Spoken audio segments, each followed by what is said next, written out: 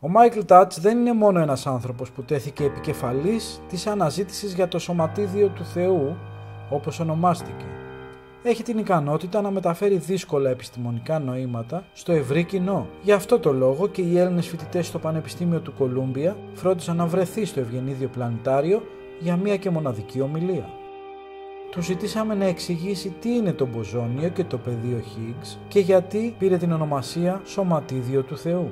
It's the Higgs field that's important, and the Higgs boson is a consequence of the Higgs field. So, a Higgs field is important, and the reason it's important is the following.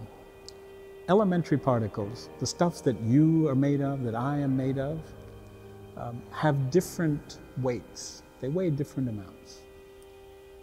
And it's an important question to ask, how do those particles get their weight?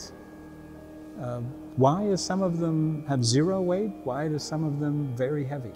If you imagine that the Higgs boson did not exist, then all the particles would have no weight. They would be massless. If they are massless, you can't make an atom. If you can't make an atom, you can't make a molecule. If you can't make a molecule, you can't make you. Physicists don't like to call it the God particle because that has many implications about religion which we don't want to, we're not discussing. So, but one reason is what I told you earlier, that if there were no Higgs field and no Higgs boson, then all elementary particles would have zero mass. If they have zero mass, you can't make an atom, you can't make you don't exist. So you only exist because there is a Higgs boson.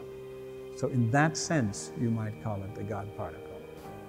The name, the God particle, came from a book that was written by a famous physicist, Leon Lederman, a Nobel laureate, because we've been looking for the God particle. We've been looking for the Higgs boson for the last 50 years. And only recently in 2012 did we find it. He wrote this book, I don't know, maybe 20 years ago, but we've been looking already for many decades for this particle. So he actually wanted to call the book The Goddamn Particle because it was so painful that he couldn't find it. But his editor said, no, you can't call it the goddamn particle. You have to call it something else, like the God particle. So that's how it got its name. Ο Μάικλ Τάτς τέθηκε επικεφαλής του προγράμματος Atlas, στο οποίο μετήχαν 3.000 κορυφαίοι φυσικοί από 38 διαφορετικές χώρες, αναζητώντας το ιερό δισκοπότηρο της χιλιετίας, ένα σωματίδιο, το οποίο υπήρχε μόνο στη θεωρία. Atlas experiment, which is the one that I work on, has 3,000 physicists working on it from 182 different institutions from 38 different countries.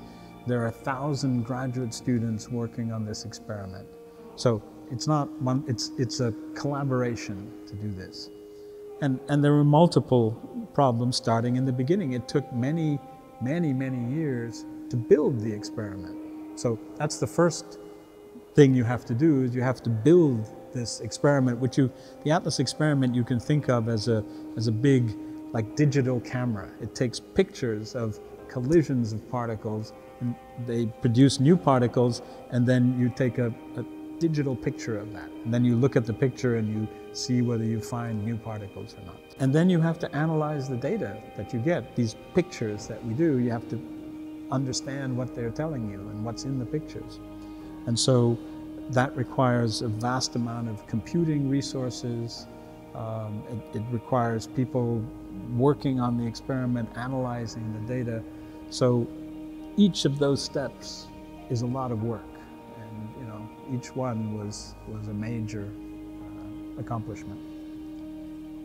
Παρά το γεγονός ότι αναζήτησε για πολλά έτη το σωματίδιο του Θεού, φροντίζει για τον πλήρη διαχωρισμό επιστήμης και θρησκείας στο λόγο του. I think that from my point of view, sort of science stands alone, and from my point of view is distinct from at least what I think people mean when they talk about God. So I would keep those separate from my point of view, and I certainly do believe in science. Η ανθρωπότητα βρίσκεται στη χαραυγή μιας νέας εποχής, όπου η τεχνολογική πρόοδος και οι επιστημονικές ανακαλύψεις είναι ραγδαίες. Πώς μπορεί λοιπόν ο πολίτης να προετοιμαστεί για όλα όσα συμβαίνουν και για εκείνα που έρχονται και να προσαρμοστεί στις ραγδαίες μεταβολές των δεδομένων? Through talks to the general public, that the public is able to get some sense of what's going on. What are the new discoveries? What are the new technologies? And so I think it's important for people to have at least somewhat of a little bit of a technical background so that they can hopefully distinguish what is nonsense from what is real and what is going to come. All the details are impossible.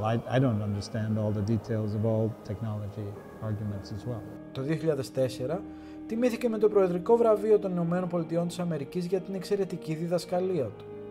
Ποια θεωρεί λοιπόν ο κύριος Στάτς τη σημαντικότερη αρετή για έναν εκπαιδευτικό? As an educator, what you want to do is, if you can, engage the children in such a way that they're interested, that they're fascinated by this stuff, and that they want to pursue it on their own. Now, you have to follow that, of course, with some rigor. You know, ultimately, you need to have the mathematics, because that's the language that we use. There's physics that you need to teach. But you have to get them excited about what you're doing, I think.